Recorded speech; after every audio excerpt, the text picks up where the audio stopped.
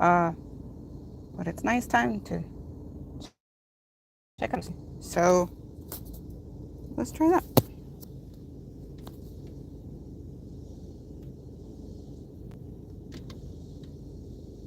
This ebook is for the use of anyone anywhere in the United States and most other parts of the world at no cost and with almost no restrictions whatsoever. You may copy it, give it away or reuse it under the terms of the Project Gutenberg license included with this ebook or online at www.gutenberg.org. If you are not located in the United States, you will have to check the laws of the country where you are located before using this ebook. Title: Alice's Adventures in Wonderland. Author: Lewis Carroll. Release date: June 27, 2008, ebook number 11. Most recently updated, June 26, 2025. Language: English.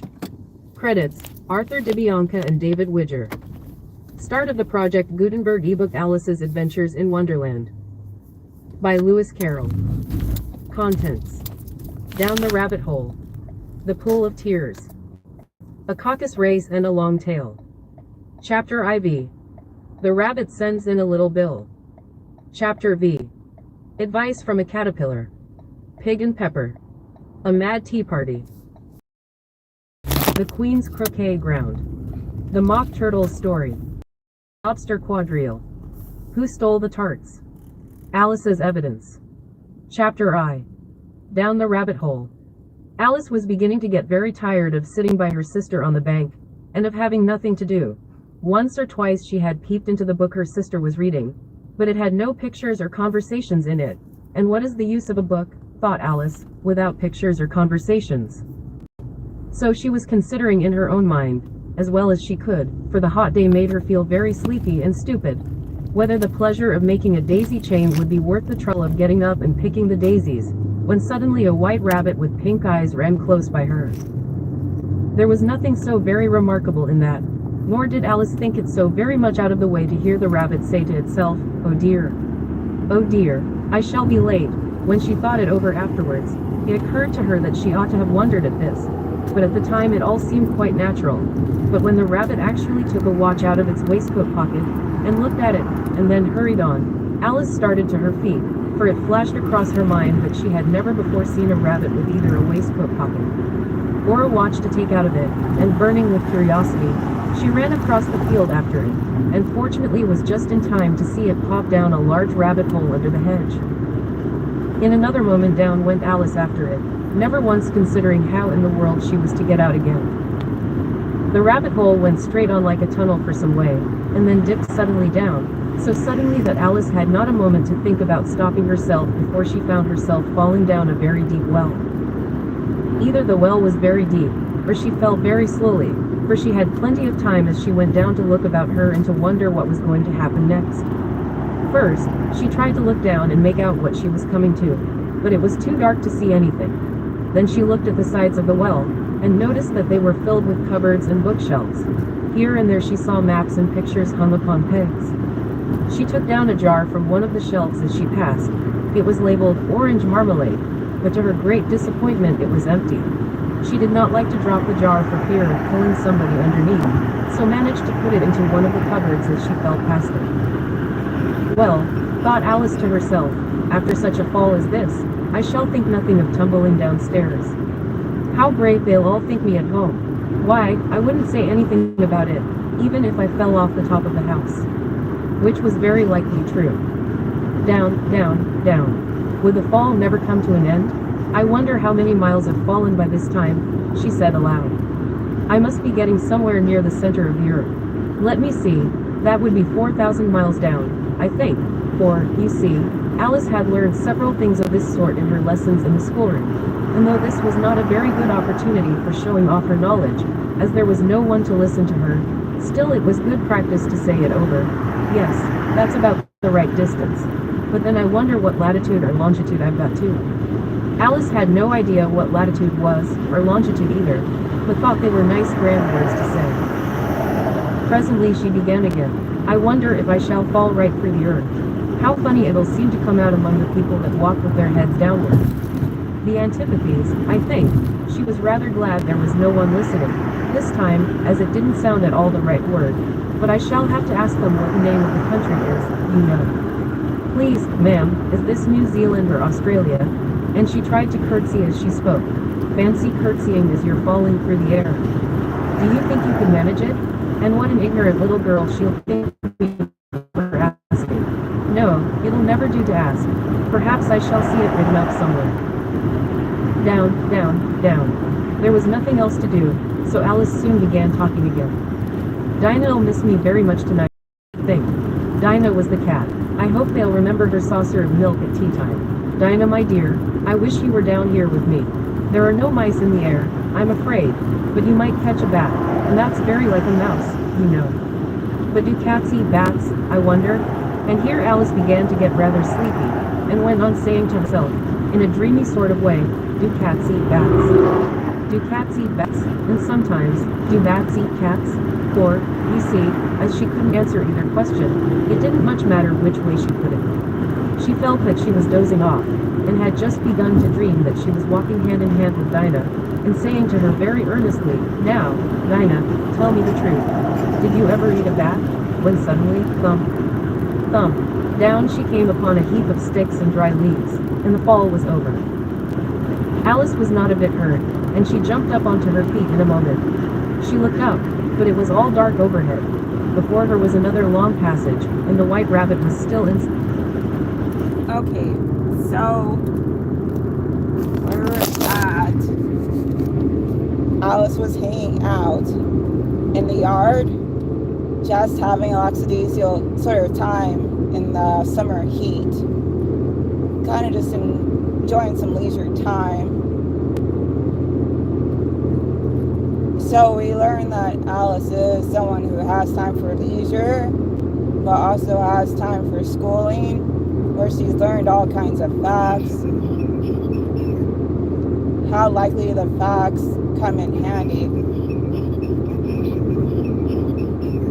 and if such a thing could be, is kind of the thing to know. And it's interesting.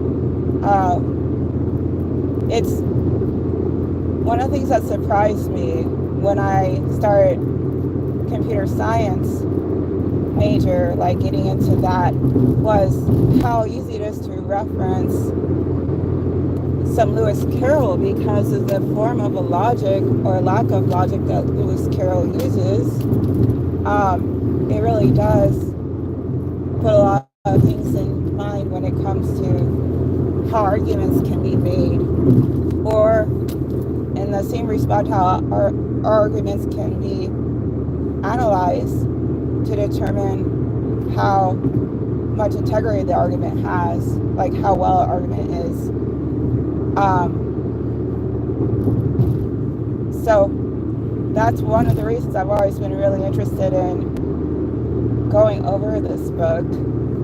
So she's falling after she saw the white rabbit. And at first it didn't really faze her, but then she kind of thought about it, and then she's like, oh, this is actually very strange. But instead of doing what most people would do, which is go inside and try to play it off as just, oh man, I'm just having a dream, she decided, oh, I'll go and try to follow that white rabbit. And so she did. She fell down over a hedge, and that's when she ended up in, one could surmise, is some kind of portal that allowed her to go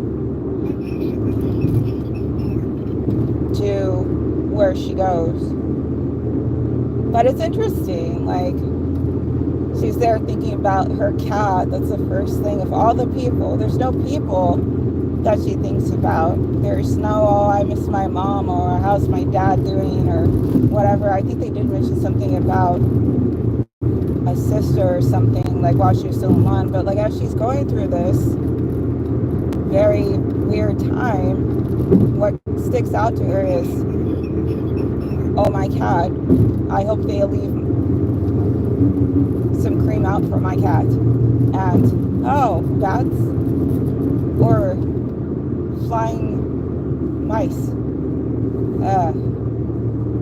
rats, whatever. So it's like, okay, either way, Dinah's not there, and the mouse isn't there, and there's no bat there, and it's all just something she's telling herself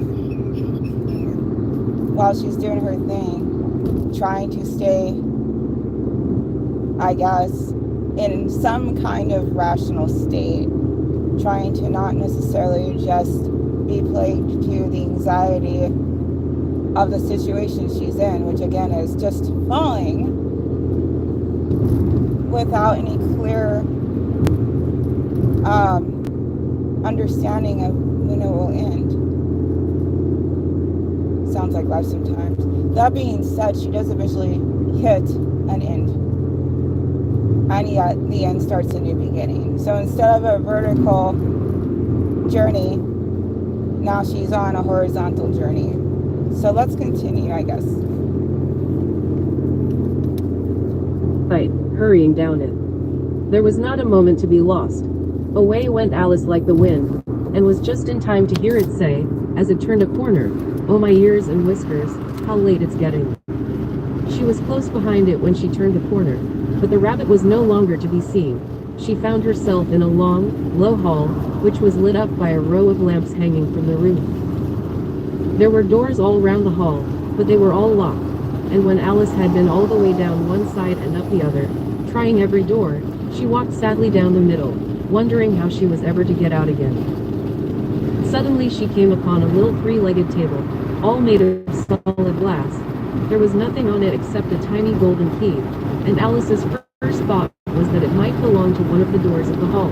But, alas, either the locks were too large, but at any rate it would not open any of them. However, on the second time round, she came upon a low curtain she had not noticed before, and behind it was a little door about 15 inches high. She tried the little golden key in the lock, and to her great delight it fitted. Alice found that it led into a small, larger than a rat hole. She knelt down and looked along the passage into the loveliest garden you ever saw. How she longed to get out of that dark hall, and wander about among those beds of bright flowers and those cool fountains, but she could not even get her head through the doorway, and even if my head would go through, thought poor Alice, it would be of very little use without my shoulders. Oh, how I wish I could shut up like a telescope. I think I could, if I only knew how to begin. For, you see, so many out-of-the-way things had happened lately, that Alice had begun to think that very few things indeed were really impossible.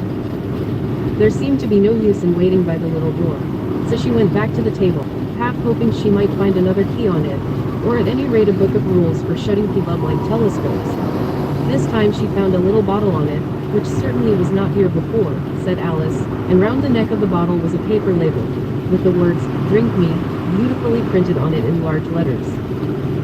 It was all very well to say, "Drink me," but the wise little Alice was not going to do that in a hurry. "No, I'll look first," she said, "and see whether it's marked poison or not," for she had read several nice little histories about children who had got burned, and eaten up by wild beasts and other unpleasant things, all because they would not remember the simple rules their friends had taught them, such as that a red-hot poker will burn you if you hold it too long, and that if you cut your finger very deeply with a knife, it usually bleeds, and she had never forgotten that, if you drink much from a bottle marked poison, it is almost certain to disagree with you, sooner or later. However, this bottle was not marked poison, so Alice ventured to taste it, and finding it very nice, it had, in fact, a sort of mixed flavor of cherry tart, custard, pineapple, roast turkey, toffee, and hot buttered toast. She very soon finished it off. "What a curious feeling," said Alice. "I must be shutting up like a telescope." And so it was indeed. She was now only 10 inches high, and her face brightened up with the thought that she was now the right size for going through the little door into that lovely garden. First, however, she waited for a few minutes to see if she was going to shrink any further. She felt a little nervous about this, for it might end, you know, said Alice to herself, in my going out altogether, like a candle. I wonder what I should be like then, and she tried to fancy what the flame of a candle is like after the candle is blown out, for she could not remember ever having seen such a thing. After a while, finding that nothing more happened, she decided on going into the garden at once, but, alas for poor Alice. When she got to the door, she found she had forgotten the little golden key, and when she went back to the table for it, she found she could not possibly reach it. She could see it quite plainly through the glass, and she tried her best to climb up one of the legs of the table, but it was too slippery, and when she had tired herself out with trying, the poor little thing sat down and cried. "Come, there's no use in crying like that," said Alice to herself, rather sharply. "I advise you to leave off this minute." She generally gave herself very good advice, though she very seldom followed it, and sometimes she scolded herself. Okay. Yeah. Relatable. Often she gives herself really good advice, but seldom does she follow it. Yeah. So, she went ahead and she got out of the hallway, and she got to a door area. Well, technically she's still trying to get out of the hallway. And there's a solid glass table with keys. Well, one key, several door options. So she found a solution for that key, but didn't quite get the order correct on that one. So now she's kind of just stuck for a little bit, having a pity party until she talked herself out of it, because that's kind of what you have to do. When the self-talk gets to its worst, you do really have to have some inner voice in there that says, hey, what's at the pity party? Get up and do something. You can do something, which you can, even if it's feeling like the opposite of that. All right. On that note, I kind of forgot to do a thing I was supposed to do because I was so much interested in Alice's story. Let me see if I can get that going. I'm going to pause the stream for a bit.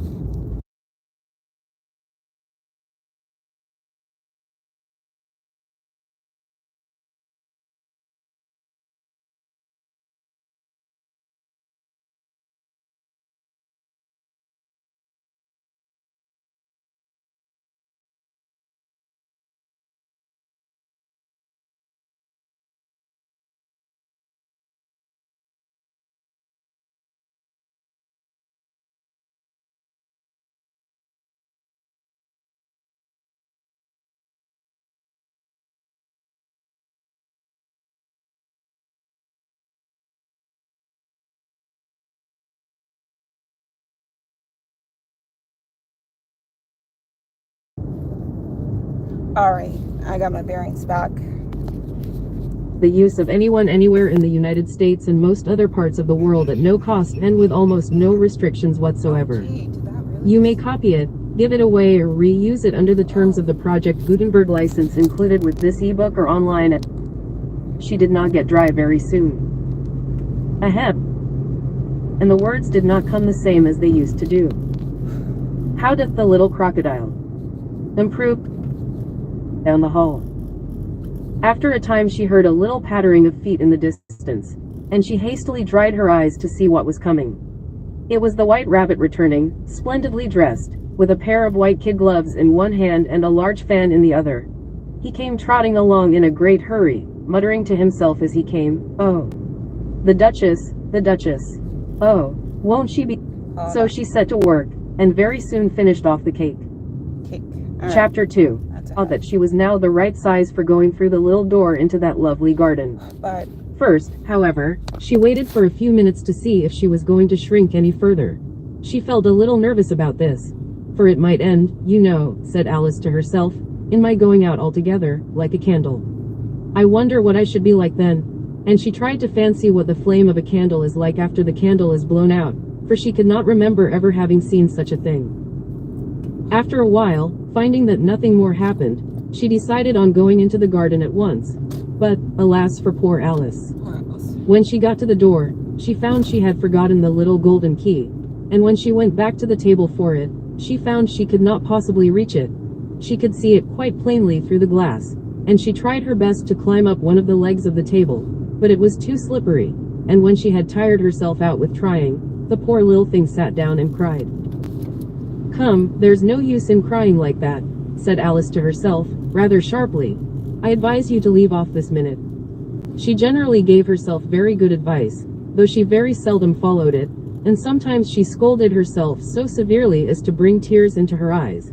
And once she remembered trying to box her own ears for having cheated herself in a game of croquet she was playing against herself, for this curious child was very fond of pretending to be two people. But it's no use now, thought poor Alice, to pretend to be two people. Why, there's hardly enough of me left to make one respectable person. Soon her eye fell on a little glass box that was lying under the table. She opened it, and found in it a very small cake, on which the words, "Eat me," were beautifully marked in currants. "Well, I'll eat it," said Alice, "and if it makes me grow larger, I can reach the key, and if it makes me grow smaller, I can creep under the door. So either way I'll get into the garden, and I don't care which happens." She ate a little bit, and said anxiously to herself, "Which way? Which way?" holding her hand on the top of her head to feel which way it was growing, and she was quite surprised to find that she remained the same size. To be sure, this generally happens when one eats cake, but Alice had got so much into the way of expecting nothing but out of the way things to happen, that it seemed quite dull and stupid for life to go on in the common way. Wow. So she set to work, and very soon finished off the cake. Chapter. That is definitely how that can go. It's like, when you have a normal form of doing things, okay, but as soon as you reach the point of abnormality, it does make more sense to just expect the abnormal over the normal, at least until things go back in a meaningful way to that normality or some other form. Well, all right, I think that's it for that chapter. 2. Yeah, so that's going to be it for this. Kind of want to just try it out and see if anybody had any interest. It's like a no, unfortunately, but that's all right. Good thing to try. All right, I got to keep it going. Thank you so much. Bye for now.